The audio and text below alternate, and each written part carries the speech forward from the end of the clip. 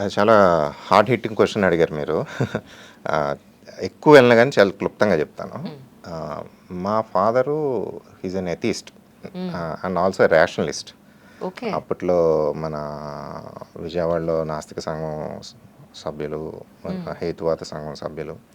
And ఆయన entire లైఫ్‌ని ఆయన డెడికేట్ చేశారు. ఈ మాయలు, మహిమలు, బాబాలు, తంత్రాలు, కుతంత్రాలని హ్మ్. ఇవి కేవలం గిమ్మిక్స్ సాల్ అని చెప్పడం ట్రూ, కోసం ట్రూ, ఆయన ట్రూ. పోరాడారు. సో, నేను ఒక స్ట్రాంగ్ ఐడియాలజీతో పెరిగాను. Hmm. Which is a rational thinking.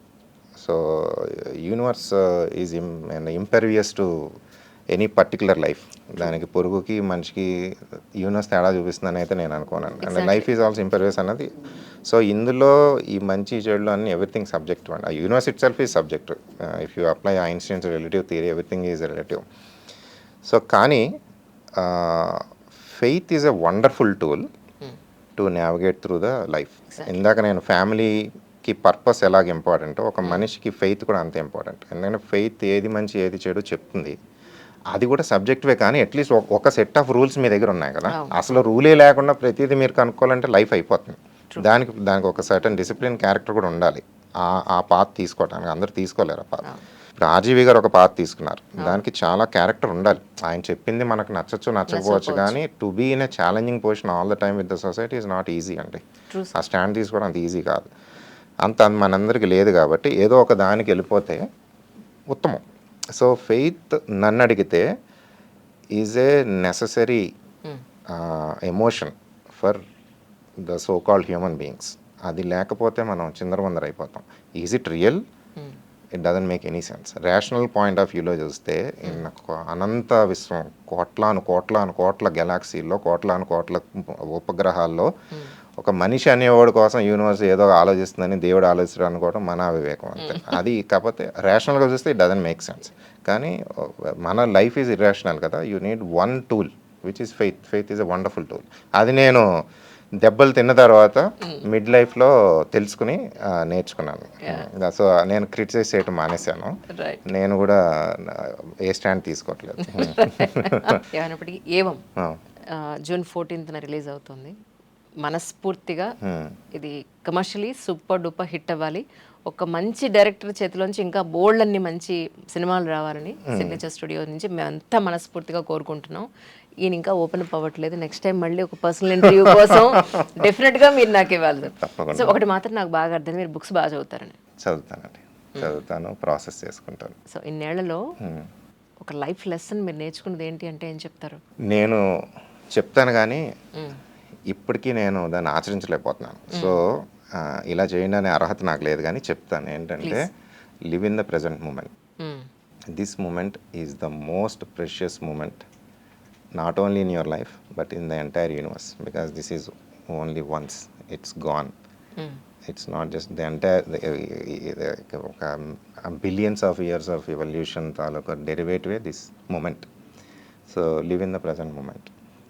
కానీ ఇది చెప్పడం చాలా ఈజీ, ప్రాక్టీస్ చేయడం చాలా కష్టం. I hope one day some glimpses of my life I will be able to live in the present moment. అంటే దీనికి చాలా మందికి మీనింగ్ తెలియదండి, టు బి ఫ్రాంక్.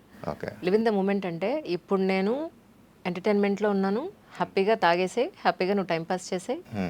ఇప్పుడు ఎంటర్టైన్మెంట్లో నాకు ఇప్పుడు ఎంటర్టైన్మెంటే, ఇంకా నేను ఇదే లివ్ ఇన్ ఏమంటారు ప్రజెంట్లో బతకడం అంటే ఇదే అని అనుకుంటున్నారు. విషయం ఏంటి అంటే ఏం చెప్తారు? చెప్పలేరు. ఇప్పుడు నేను ఉన్నాను సార్, ఇప్పుడు ఇంటర్వ్యూ చేస్తున్నాను. యాక్చువల్లీ ఇంట్లో నాకు వంట మొత్తం అవ్వకుండా వచ్చాను, కానీ ఇప్పుడు ఇక్కడ కూర్చుని నేను వంట గురించి ఆలోచించలేను. అదే ఇప్పుడు నేను ఇది ఇంటర్వ్యూలో నేను ఏం చెప్తున్నాను, ఇది ఎలా వెళ్తుంది, జనం ఏమనుకుంటారు, అవన్నీ ఆలోచించాను అనుకోండి, Exactly.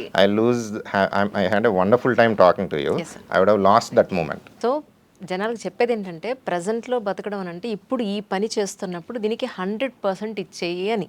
అంతే దట్స్ ఇట్. అంతే. ఏ పని చేసినా దానికి 100% ఇచ్చేయి అని. అంతేగాని ఒక పనికి మాలిన చెత్త పని చేసుకుంటూ ఇక్కడే బతికేయాలని అనుకోవడం కరెక్ట్ కాదు. కాదు. That is the thing. నేను అడిగారు నిన్న ఒక దాంట్లో ఆర్జీవి గారితో మాట్లాడుతూ, ఆయన అదే అన్నారు, ప్రస్తుతానికి నేను ఎంటర్టైన్మెంట్ మూడ్లో ఉన్నాను, దీన్ని ఇక్కడే ఉండదలుచుకున్నాను, నీకేమైనా అర్జెంట్ పని ఉందా అన్నారు. మీది డాక్టర్ అపాయింట్మెంట్ ఉందంటే అది గుర్తు చేద్దామని చేశాను. Oh is it? No, thank you so much Anjali అని పెట్టారు. అలాగా అంటే మనం ఒక ప్లేస్లో ఉండి నిజంగానే వాళ్ళ జీవితానికి పనికొచ్చే ఒక ఇంపార్టెంట్ ఎలిమెంట్ని మిస్ అవ్వడం కూడా కరెక్ట్ కాదంట. చాలా అవునండి, 100% చెప్పారు. ఎగ్జాక్ట్. మీ ఎదురుకుండా మీ ఫ్రెండ్ ఉన్నాడు, లేదా మీ కొడుకో కూతురు ఉన్నారు, మీ పేరెంట్స్ ఉన్నారు, ఆ టైంలో మీరు ఫోన్ ఒక చూస్తున్నారు అనుకోండి, you lost a precious moment and happens. ప్రతిరోజు జరుగుతుంది.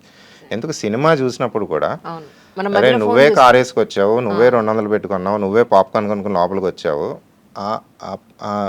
మళ్ళీ ఈ టైంలో మీరు ఫోన్ తీసి వాట్సాప్ చూసి పక్కనతో మాట్లాడి ఇంకో వేరే వాళ్ళు డిస్టర్బ్ అంటే ఐ డోంట్ నెగిటివ్ మాట్లాడుకోవచ్చు, కానీ just relax, come to the theatre, watch.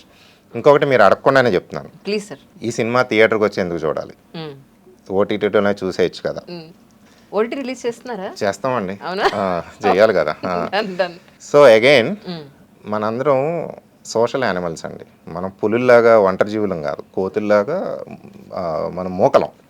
So ఒక థియేటర్కి వెళ్ళినప్పుడు పోస్టర్లు చూసినప్పుడు రకరకాల వ్యక్తుల్ని, మీకు నచ్చిన అమ్మాయి కనిపించవచ్చు, మీకు ఒక పెద్దరికం ఉన్న పెద్ద ఆయన కనిపించవచ్చు, పిల్లలు కనిపించవచ్చు, వాళ్ళ ఎక్స్ప్రెషన్స్ కలిసి అందరం లోపల థియేటర్లోకి వెళ్ళటం, కూర్చోవటం. ఇంకొకటి ఏమవుతుందంటే మనం కలిసి చూస్తూ ఉన్నప్పుడు తెలియకుండానే ఒక ఎమోషనల్ బాండ్ వస్తుంది. ఇప్పుడు మీరు ఒక్కళ్ళే క్రికెట్ మ్యాచ్ చూసారనుకోండి, అటు 6 కొట్టినా కానీ అంటారు, అదే స్టేడియంలో అయితే ఎగిరి గంతులేసి ఇలా అంటారు. సో థియేటర్లో మళ్ళీ ఇంటర్వెల్లో బయటకు వచ్చినప్పుడు మిగిలిన ఎక్స్ప్రెషన్స్ ఉంటాయి. ఎండింగ్ అయిన తర్వాత వేరేవాడు ఏదో మాట్లాడుతూ ఉంటాడు, మీరు వింటారు, అక్కడ ఎవడో సినిమా చెబుతున్నాడు, ఎవడో ఒక జోక్ వేస్తాడు, ఒకటి ఏదో అంటాడు, ఇవన్నీ ఉంటాయి కదా. ఈ social interaction and social watching is also equally important. అది మనం ఒక్కళ్ళమే చూసి అనేది వేరే ఎక్స్పీరియన్స్ ఉంటుంది, కలిపి థియేటర్లో చూడటం అనేది వేరే ఎక్స్పీరియన్స్ ఉంటుందండి. అది కూడా మనం అంటే నేను అన్ని సినిమాలు థియేటర్లో చూడండి అని అనలేను, కానీ ఖచ్చితంగా నెలకో 2 నెలలకు ఒకసారి థియేటర్కి వెళ్ళి చూడటం కూడా మనకి డిఫరెంట్ ఎక్స్పీరియన్స్. ఈ సందర్భంగా డైరెక్టర్ గారికి నేను థ్యాంక్స్ చెప్పాలి. ఒక చిన్న క్యారెక్టర్ చేయడానికి నాకు ఒక అవకాశం ఇచ్చారు. Thank you so much sir, once again. My pleasure. It was pleasure working with you. Thank you sir. Wish you all success. అంటే ఎస్పెషల్లీ మూవీ పాయింట్ ఆఫ్ వ్యూలో, అఫ్ కోర్స్ జీవితంలో మీరు ఎన్నో సక్సెస్లు చూశారు, దాని గురించి నేను అనట్లేదు. మూవీ పాయింట్ ఆఫ్ వ్యూలో కమర్షియలీ సక్సెస్ అవ్వాలి, ఒక మంచి పేరు తీసుకురావాలి, కమింగ్ ప్రాజెక్ట్స్ ఇంకా ఎన్నో మంచి ప్రాజెక్ట్స్ రావాలని మనస్ఫూర్తిగా కోరుకుంటున్నాను. Thank you so much. Thank you sir, thank you so much.